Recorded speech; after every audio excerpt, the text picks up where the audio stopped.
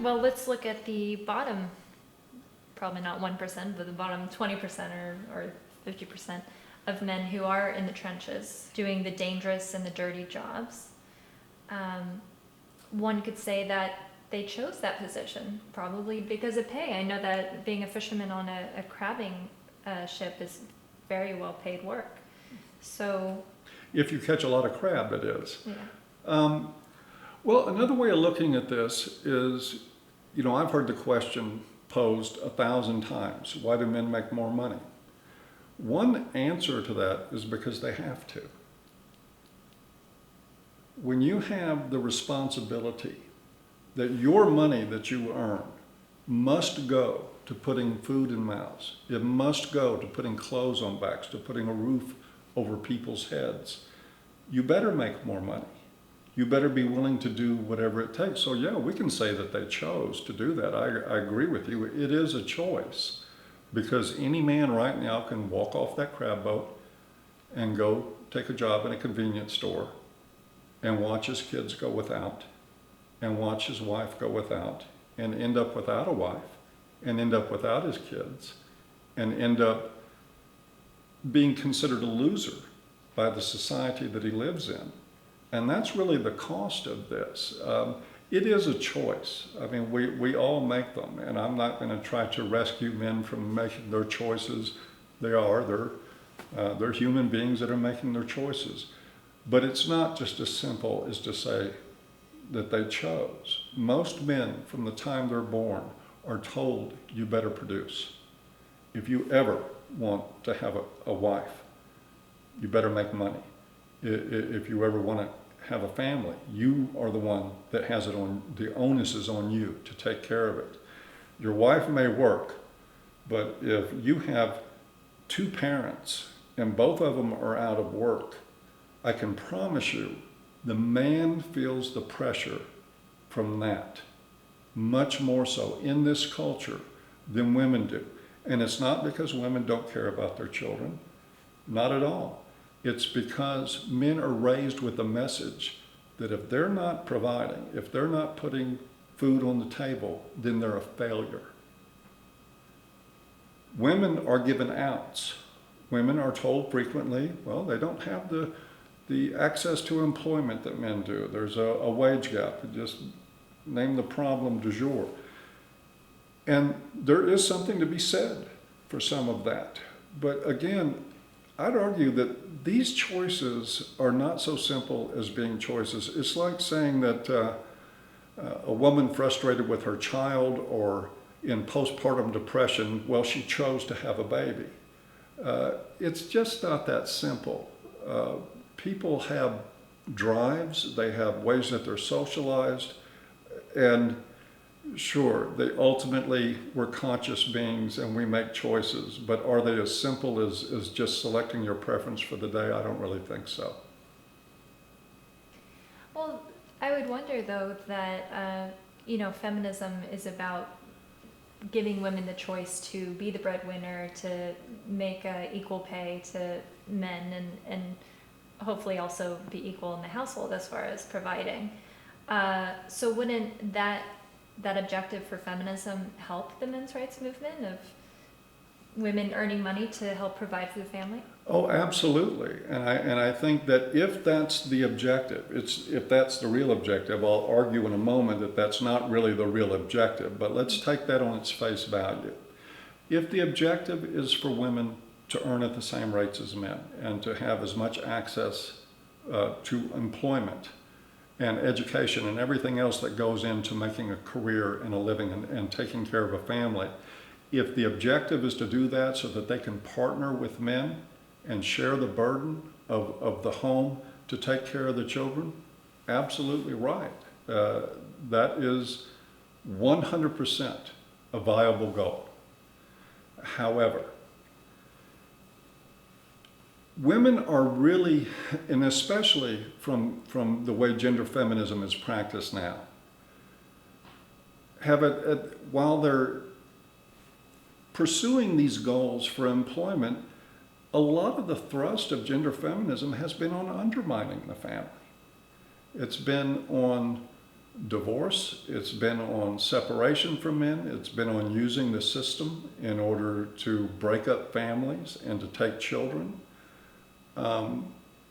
If you go back and research from everyone from Ms. Magazine editor Robin Morgan and a lot of the other iconic 70s and 80s feminists throughout literature, I can show you time after time after time again that the number one priority for them was the destruction of the nuclear family. Their contention was that women could never be free as long as they were part of a nuclear family, as long as there was expectations on them to be mothers or to have anything to do with the family as we've always known it. There is just one incident after another, and this is what they're teaching in our colleges and universities now. These women didn't just pass by the wayside and have been forgotten. This is in the college text right now. What you find in gender studies is an ideology that is anti-family. So while, yeah, I mean, and still, even if it's anti-family, I still support the idea that women should have equal access to employment, to education, and to realizing any dreams they want with their lives. I don't think there's any excuse for denying that to anybody. But to frame this as though that is a part of the feminist agenda, if you will, so that women can join with men in taking care of families, that's not happening.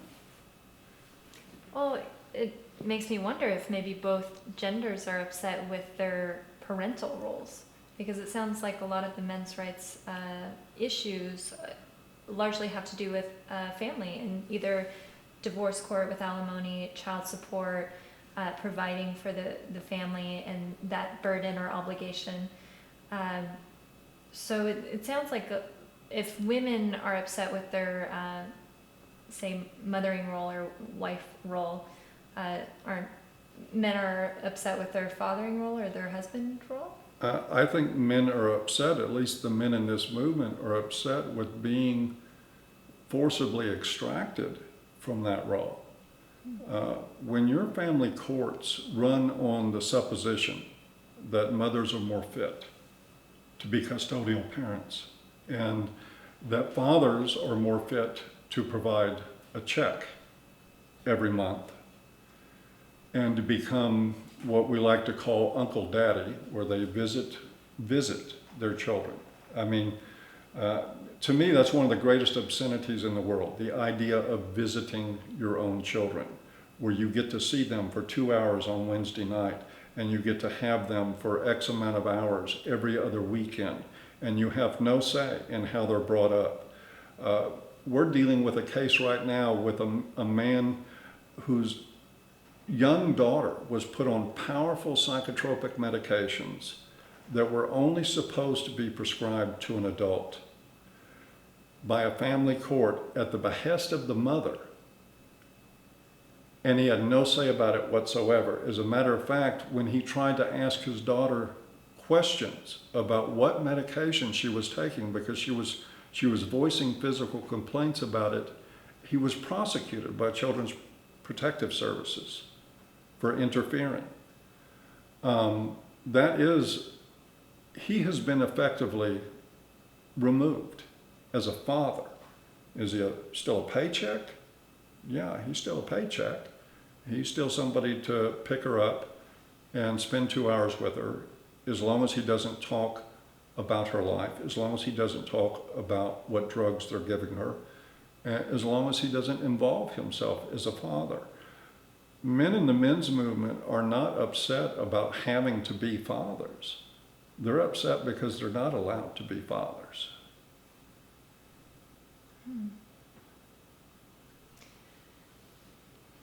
That's a tough one, because when you say that men are upset with having to go out and work a job possibly they don't like to earn money that someone else spends and to provide for others, I do think, well, they chose to have a family. That's part of the responsibility of having a family. So if they wanted to be more of a present father figure, who's going to provide for the family? Is it going to be the wife or the mother? Well, I don't think anybody's arguing that there isn't or shouldn't be obligations, even in the event of a divorce.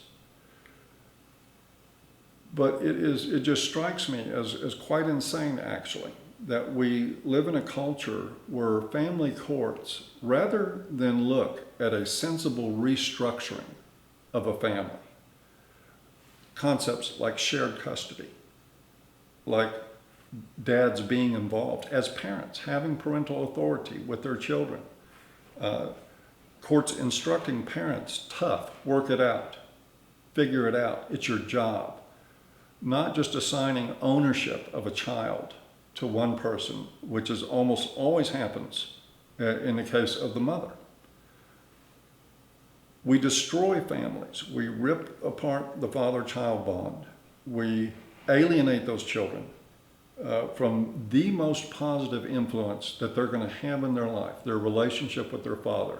That is the stabilizing factor for these children. In the late 60s, we had the advent of no-fault divorce, which was a feminist-pushed legislation under the auspices of the idea that there were all these millions of women that were trapped in abusive relationships and they couldn't prove they were being abused, so we had to give them an out. And so voila, we have a marital contract that's really not a contract anymore. Somebody can get out of it because it's Tuesday or because they think the pool boy's hot. And that happens. And so the next thing you know, we have an astronomical increase in the divorce rate immediately after the advent of no-fault divorce.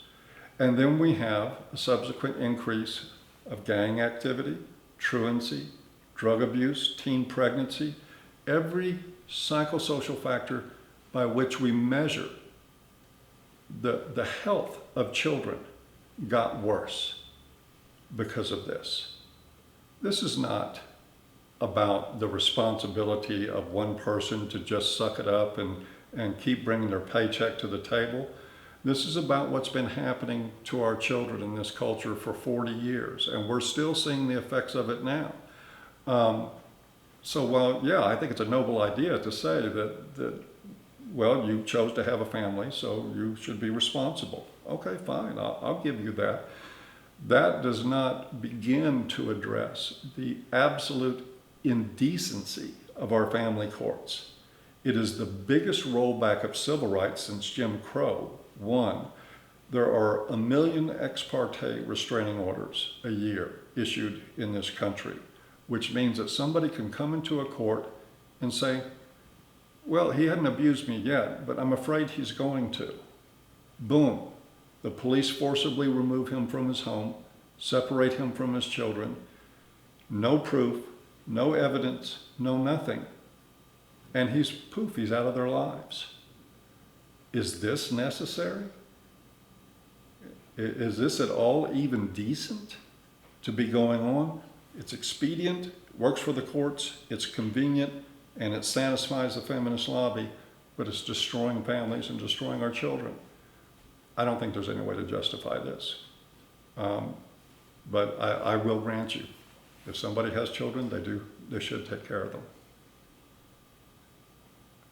A lot of good points there. Yeah, I don't think a husband could just call the police and say, put a restraining order on my wife. I think she's going to hit me.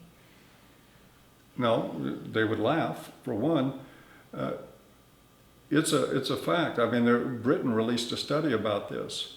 Men that actually are assaulted by their wives are more likely than their wives to be the one arrested in Britain. And it happens a lot in the United States, too. We have police forces across the country that are trained with monies from the Violence Against Women Act. That act is predicated on the idea, violence against women, that there are no female abusers, that the abusers are male. So we pass primary aggressor laws. We have basically instructed police on who they're going to arrest before they ever show up when there's a domestic violence accusation or incident. And these things all play into the family court problem that are there. This is a direct result of feminism. We have eviscerated due process for men in our family courts, and it is one of the best kept secrets that's done right out in the open that we have going on in this culture right now. I get emails every day from people begging me for help, and sometimes it'll be the new girlfriend or wife of somebody who's still dealing with abuses from the court, who still can't see their kids, who still is being stripped of all their assets and told they don't even have access to their children. And there's nowhere for them to turn. I have to write these people back all the time and say, I'm sorry. There's nothing I can do to help you unless you've got $1 million to go get the best lawyer in the world and a team of investigators to prove your case. You're probably stuck with what you have because it is so rubber stamped in our system. So I'm just trying to understand and ask you the doubts in my head so that you can Sure. Answer the questions to those doubts. So why do you think or assume that men who have, say, a wife or an ex-wife or spouse tries to take the kids from the father, and you say that they may not have any evidence of there being abuse, but she'll put a restraining order on him and the courts won't question it. A lot can happen behind closed doors, and how can you say just because there's no evidence that something wasn't really going wrong? I mean, it kind of sounds like MRAs really think a lot of women are just out to get men for no reason at all. Don't you think there's a reason that they have to do that? I think that that's absolutely correct. I mean, just because somebody made an accusation doesn't mean that something wasn't going on. There are plenty of cases where things are going on. And I really believe those things need to be addressed. But assuming that every allegation is true and using that to tear somebody out of their home and away from their children is wrong. There's no way around that. I don't know any MRAs that want anybody to get hurt or want to automatically assume that every accusation is a lie. I'm sure that a lot of these accusations that can't be proven probably has some substance to them. In most cases, my guess is where there's been violence in relationships, it is like most violence in relationships, it's reciprocal. There are people that make mistakes on both sides. But yeah, I'm sure there's going to be some people that would fall through the cracks because they didn't have proof of their circumstances. But we, in any other way that I can think of, don't decide we're going to convict 1 million people a year based on the idea that somebody might not get their day in court. It's a rather brutal reality, and it's sad in many ways. But you have to remember that we're talking about the children of all these people, and a lot of them haven't done anything. It is routine to make these accusations in court now because the courts are so friendly to them. It's considered normal legal strategy. Lawyers bring a woman into their office and say, I think maybe he hit you. I think maybe he at least threatened he was going to hit you, right?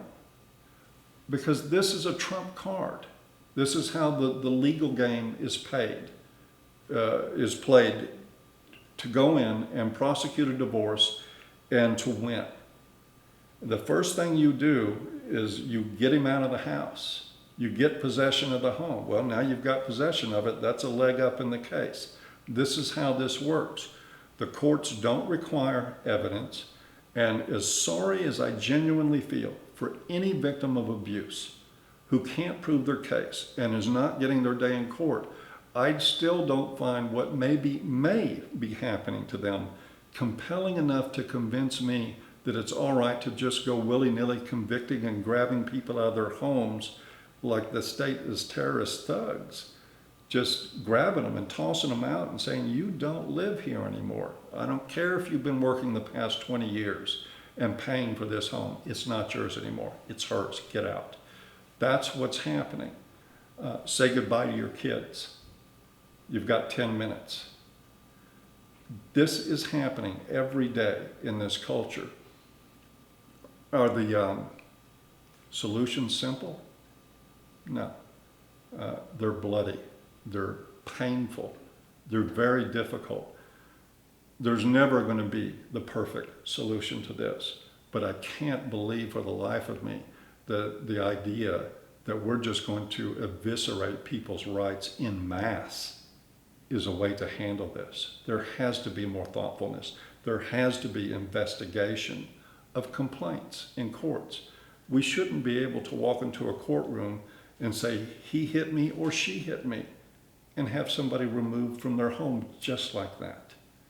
There should be an investigation. There should be a diligent investigation into what happened, at least. They're not even doing that. They're not even trying. They're just rubber stamping the orders and pulling people out of their home. That's not a solution. It's just so hard for me to imagine women abusing the system just because they can.